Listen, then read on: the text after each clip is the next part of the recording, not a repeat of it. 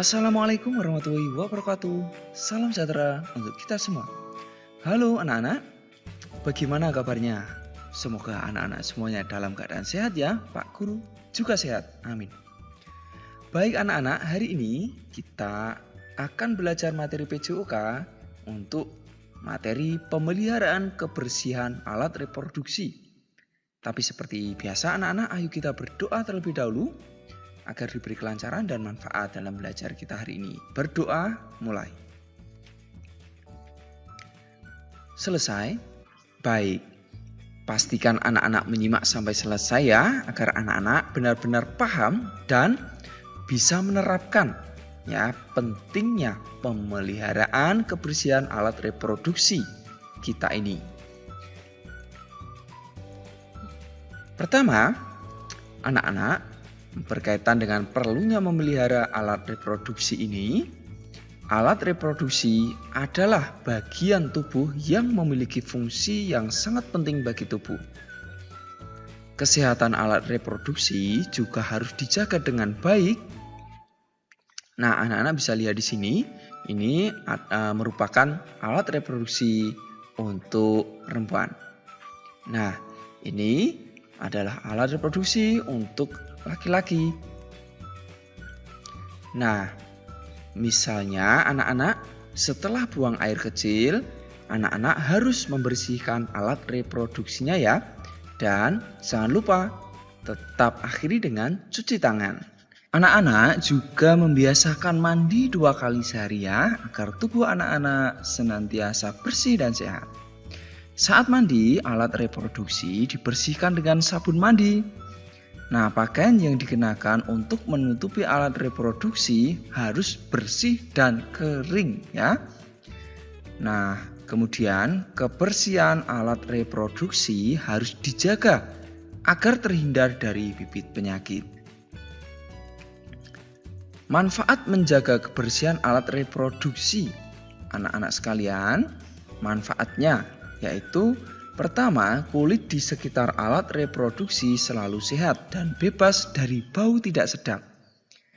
Aktivitas buang air kecil dan buang air besar tidak terganggu.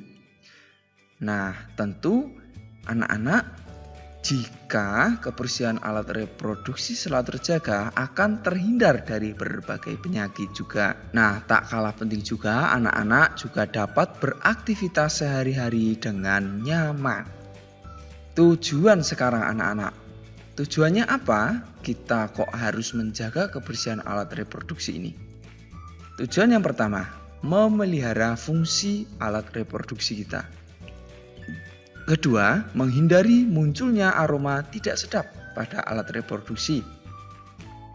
Berikutnya, mencegah terjangkitnya penyakit pada alat reproduksi kita. Dan terakhir, meningkatkan kenyamanan dalam melakukan aktivitas.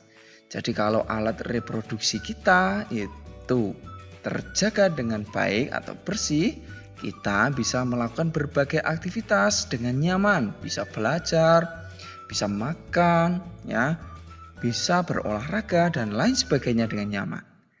Untuk materi berikutnya ada perilaku dalam memelihara kebersihan alat reproduksi ini. Nah, perilaku yang dimaksud yaitu menjaga kebersihan dan kesehatan alat reproduksi ini sangat penting anak-anak. Anak-anak dapat menggunakan sabun atau sejenisnya untuk menjaga kebersihan alat reproduksi. Jadi, sabun ini sangat bagus sekali anak-anak untuk membantu membersihkan alat reproduksi kita. Nah, bagian tubuh lainnya, misalkan tangan, juga perlu dijaga kebersihannya. Dan tangan yang kotor menjadi jalan masuknya bibit penyakit. Jadi, biasakan dan sering-sering cuci tangan. Nah, cara memelihara kebersihan alat reproduksi kita untuk kesehatan reproduksi ini adalah keadaan sejahtera fisik, mental, dan sosial secara utuh terkait fungsi, peran, dan sistem reproduksi. Itu pengertian dari kesehatan reproduksi anak-anak. Nah, kondisi sehat tidak berarti bebas penyakit atau kecacatan, tetapi sehat secara mental dan sosial kultural. Untuk mencapai derajat sehat, anak-anak harus memelihara kebersihan alat reproduksi. Nah, cara memeliharanya bagaimana? Pertama, kita harus rajin dan sering-sering cuci tangan. Tangan ini biasa digunakan untuk menyentuh benda. Dapat jadi benda yang disentuh atau dipegang itu kotor, sehingga kita harus sering-sering cuci tangan menggunakan sabun. Lalu setelah buang air, anak-anak perlu mencuci tangan seperti yang Pak Guru sampaikan di awal tadi ya. Jika tidak dicuci, tangan menjadi tempat kuman berkembang biak. Gunakan sabun anak-anak ketika cuci tangan ya. Nah, cara yang berikut yakni membersihkan diri setelah buang air. Nah, setelah buang air, baik buang air kecil ataupun buang air besar, jangan lupa membersihkannya ya. Bilas anggota tubuh menggunakan air bersih yang mengalir. Gunakan tangan kiri untuk membersihkannya. Gunakan pula sabun agar kebersihan makin terjaga. Kebersihan pada alat reproduksi juga meningkatkan kenyamananmu dalam beraktivitas. Berikutnya, anak-anak harus mengelap dengan handuk atau tisu. Apa jadinya jika bagian tubuhmu basah dan lembab anak-anak? Ada yang tahu? Nah, tubuh menjadi tempat tumbuhnya jamur nantinya. Jamur kulit menyebabkan gatal-gatal. Ayo anak-anak, pernah badannya gatal tidak? Nah, itu salah satunya disebabkan oleh jamur. Secara refleks, anak-anak akan menggaruk kulit tubuh karena gatal. Nah, tindakan ini dapat melukai tubuh anak-anak dan menambah luasnya jamur kulit. Bahkan, kulitmu dapat mengalami iritasi. Untuk menghindari tumbuhnya jamur, maka anak-anak perlu mengeringkan tubuh dengan mengelap tubuh. Nah, seperti yang anak-anak lihat di sini, bisa menggunakan handuk ataupun tisu saat berkeringat atau basah ya. Begitu anak-anak. Berikutnya, anak-anak harus mengenakan celana dalam yang bersih dan higienis. Higienis berarti bebas dari kuman atau tidak mengandung bibit penyakit. Apa hubungannya higienis dan celana dalam? Nah, celana dalam yang bersih dan higienis dapat menjaga kebersihan alat reproduksi kita. Ganti celana dalam sekurangnya 2 kali dalam 1 hari ya. Mengapa? Karena celana dalam yang kotor ini dan lembab akan rentan sekali dengan kuman atau penyakit. Kamu dapat memilih celana berbahan katun, karena bahan katun menyerap keringat sehingga sekitar alat reproduksi anak-anak tidak lembab. Gitu ya anak-anak. Nah, berikutnya mencuci pakaian dan celana yang kotor. Pakaian dan celana kotor menjadi sarang bibit penyakit. Agar tetap bersih, pakaian dan celana kotor harus dicuci ya. Setelah dicuci harus dijemur. Juga bisa dilanjutkan dengan disetrika. Anak-anak, kenakan celana yang longgar atau tidak terlalu sempit. Amati cara berpakaian teman-teman anak-anak. Adakah temanmu atau orang yang di sekitar anak-anak mengenakan celana ketat? Ada atau tidak? Nah, tahukah kamu mengenakan celana ketat dapat mengganggu peredaran darah? Suhu tubuh pun juga akan meningkat. Agar kesehatan reproduksi terjaga, kamu sebaiknya mengenakan celana agak longgar. Nah, anak-anak dapat bebas bergerak dan lebih nyaman beraktivitas. Tentu kalau menggunakan celana yang agak longgar, ya. Berikutnya, membiasakan buang air di toilet atau di kamar mandi ya. Nah, mengapa anak-anak membiasakan buang air di toilet atau kamar mandi ini? adalah kebiasaan yang terpuji dan dapat menjaga kesehatan tubuh kita. Hindari buang air di sembarang tempat anak-anak. Selain mengganggu orang lain, buang air di sembarang tempat ini merupakan perilaku yang tidak terpuji atau perilaku yang tidak baik. Kebersihan toilet atau kamar mandi juga perlu dipelihara secara rutin. Nah, toilet atau kamar mandi yang kotor menjadi sarang kuman. Kuman dapat menimbulkan penyakit. Itu ya anak-anak. Selanjutnya, anak-anak perlu menjauhi makanan dan minuman yang kurang sehat. Bisa anak-anak lihat beberapa contoh makanan di sini. Setiap orang tentu perlu makanan dan minuman sehat ya. Nah, dengan mengonsumsi menu sehat, anak-anak dapat menjaga kesehatan alat reproduksi juga. Kamu juga perlu membiasakan pola hidup sehat, misalnya rajin berolahraga. Apakah makanan dan minuman di lingkunganmu sehat?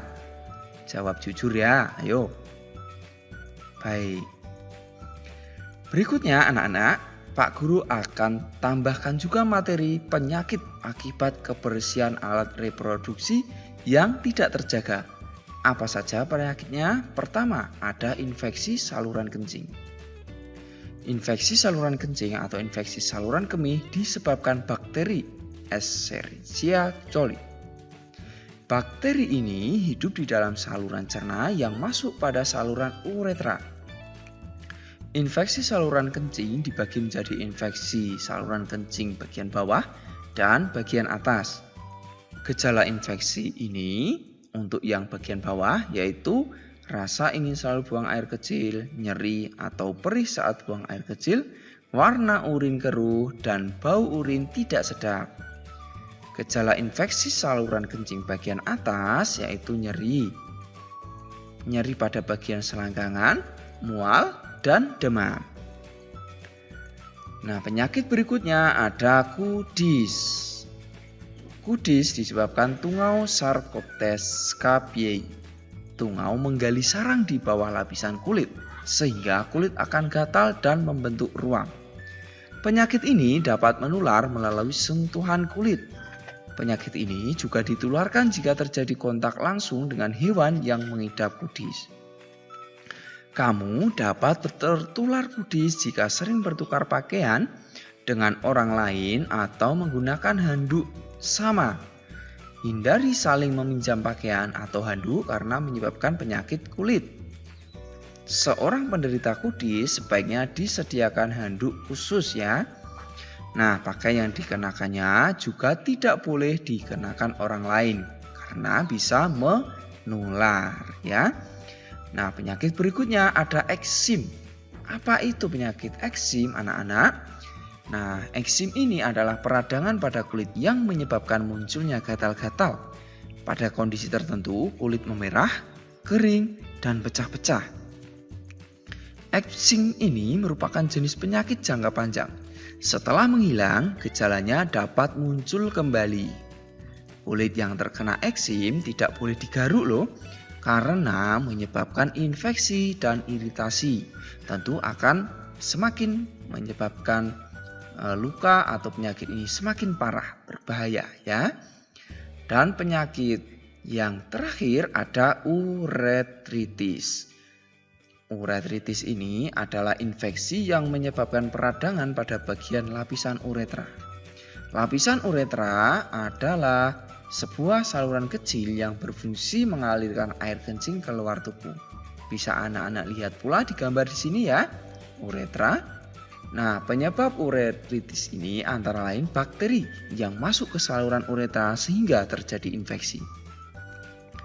Tanda-tandanya seperti gatal, terlihat memar, dan perih. Kesehatan alat reproduksi juga dapat dideteksi dengan bau loh.